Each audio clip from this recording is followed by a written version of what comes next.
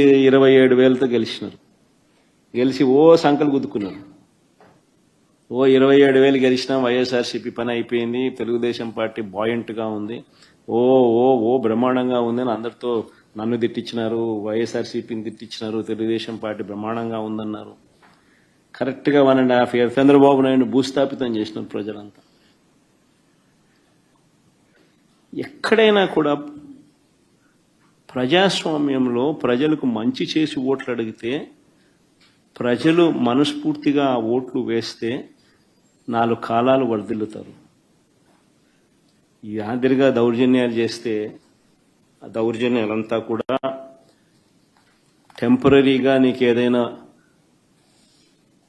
ఏదైనా ఉపయోగపడతాయేమో కానీ చివరికి వచ్చేసరికి కన్ను మూసుకొని కళ్ళు తెరిచేసరికి 1.5 years అయిపోయింది. అప్పుడే కన్ను మూసుకొని కళ్ళు తెరిచేసరికి మరో 3 ఏళ్ళు కూడా అయిపోతాయి.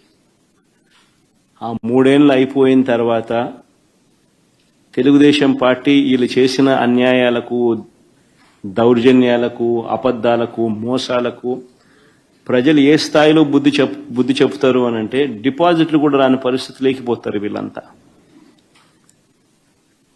ఇది వాస్తవం.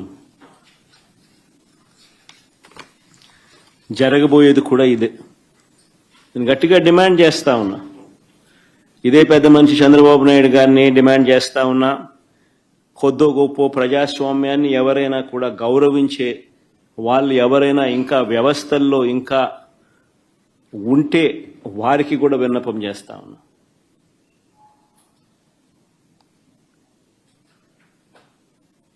ప్రజాస్వామ్యాన్ని కాపాడుకునే కార్యక్రమం చేయకపోతే, ప్రజాస్వామ్యం ఒక్కసారి చెయ్యి జారిపోతే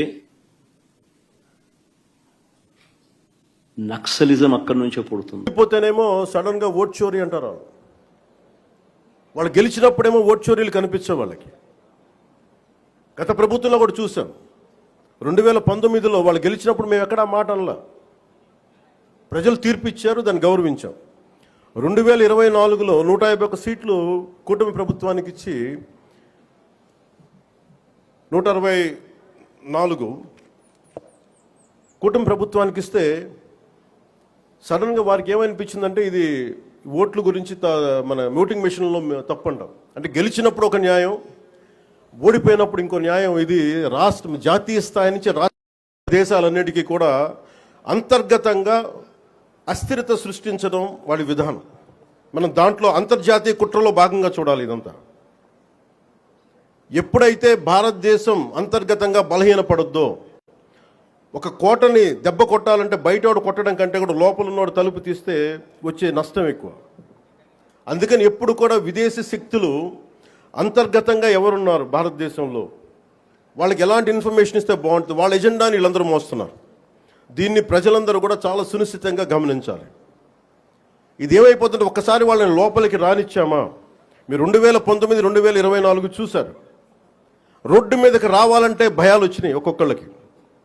ఈ రోజున కూటమి ప్రభుత్వాన్ని తిట్టడానికి ఎవరు ఇబ్బంది పట్టట్లా. దేనికంటే ఇది ప్రజాస్వామ్యం, దీన్ని గౌరవించడానికి ప్రతి ఒక్కరికి మాట చెప్పేది.